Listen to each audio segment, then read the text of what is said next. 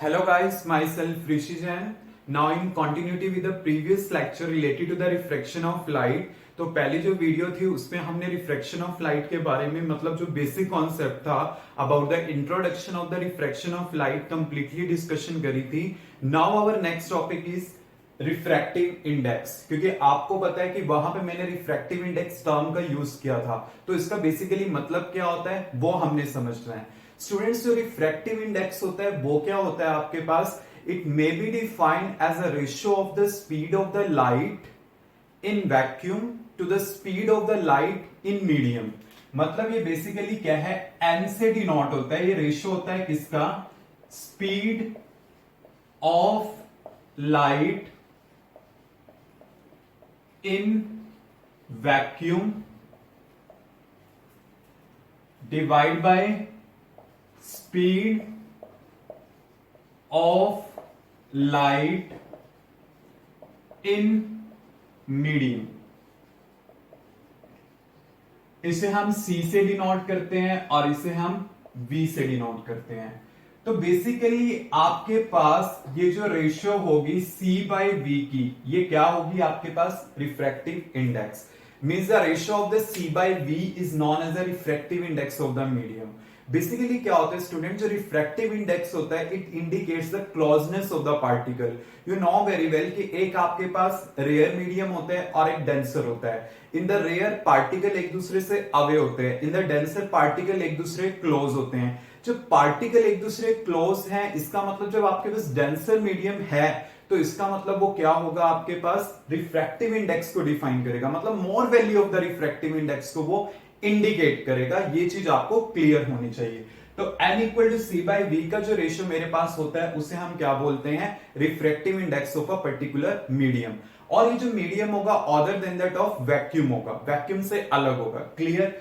अब ये जो C होता है, C का स्पीड जो होता है हमारे पास, जो इसका वैल्यू है वो कितना है? 3 इंटू 10⁸ मीटर पर सेकेंड. ये वैल्यू एक जस्ट कांस्टेंट वैल्यू है जो आपको हमेशा याद रखनी है फॉर द न्यूमेरिकल प्रॉब्लम.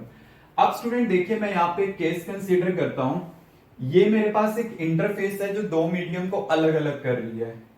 एक रे है यहां पे स्ट्राइक करती है, इसको जाना इस टाइप से था, ये मैंने बनाया नॉर्मल और ये गई away from the normal. Clear? This is the angle of incidence and this is the angle of refraction. First medium में जो रिफ्रैक्टिव इंडेक्स है वो मैंने n1 लिया, for the second medium n2 लिया. क्लियर? इसमें जो स्पीड है वो मैंने ली है v1 और इसमें जो स्पीड है वो मैंने ली है v2. क्लियर? अब आप इसको रिफ्रैक्टिव इंडेक्स के टर्म्स में किस टाइप से लिख सकते हो? तो अगर मैं बात करता हूं फॉर मीडियम 1, मतलब जो 1 मीडियम है उसके लिए क्या होगा? जो n1 होगा वो क्या होगा? C बाय v1 होगा. ऐसे ही फॉर मीडियम 2, तो जो n2 होगा वो क्या होगा? C बाय v2 होगा. क्लियर? C का वैल्यू कांस्टेंट ही रहेगा. तो आपके पास ये फर्स्ट मीडियम के लिए आ गया, सेकंड मीडियम के लिए आ गया. इसको इक्वेशन नंबर 1 और इसको इक्वेशन नंबर 2 मैंने दिया. अब मैं दोनों को डिवाइड कर लेता हूं.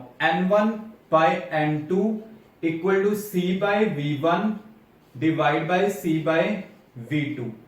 कैंसल आउट, तो आपके पास क्या आ गया? v2 बाय v1 आ गया. तो इससे मुझे क्या पता चलता है? इससे जो बेसिकली मेरे पास कंक्लूजन आया वो क्या है? n1 by n2 equal to v2 by v1. Student you can see कि अगर 1 यहां पे ऊपर है तो यहां पे v में 1 नीचे है. ऐसे यहां पे 2 अगर नीचे है, यहां पे 2 ऊपर की साइड है. तो इसका मतलब क्या है कि जो n हुआ वो क्या हुआ? इनवर्सली प्रोपोर्शनल टू v हुआ. This imply n is inversely proportional to v. So ये क्या इंडिकेट करता है? Greater is the value of the refractive index of the medium, lesser is the speed of the light in that medium. मतलब क्या होगा? अगर refractive index ज्यादा होगा तो पार्टिकल ज्यादा क्लोज होंगे, और अगर पार्टिकल क्लोज होंगे then for a ray of light उसमें चलना क्या होगा? डिफिकल्ट होगा. तो it indicates that larger is the value of the refractive index, lesser is the speed of the light in that medium. Clear? ये चीज आपको क्लियर होनी चाहिए. अब स्टूडेंट एक केस हो रहा है जो आपको पता होना चाहिए। अगर मैं लिखता हूं इस टाइप से लाइक N12 का मतलब क्या है, N1 बाय N2। इसका मतलब क्या होता है, refractive index of medium 1 with respect to 2। अगर मान लो मैं लिखता हूं N21 तो इसका मतलब क्या है, N2 by N1। It means refractive index of the second medium with respect to first. आप इसको इस टाइप से लिखोगे। और जो रिफ्रैक्टिव इंडेक्स है यू नो वेरी वेल कि वो आपके पास क्या है, C बाय V का रेशियो है। मींस दोनों ही स्पीड के रेशियो हैं, तो इसका मतलब क्या होगा, इसके कोई यूनिट्स नहीं होंगे।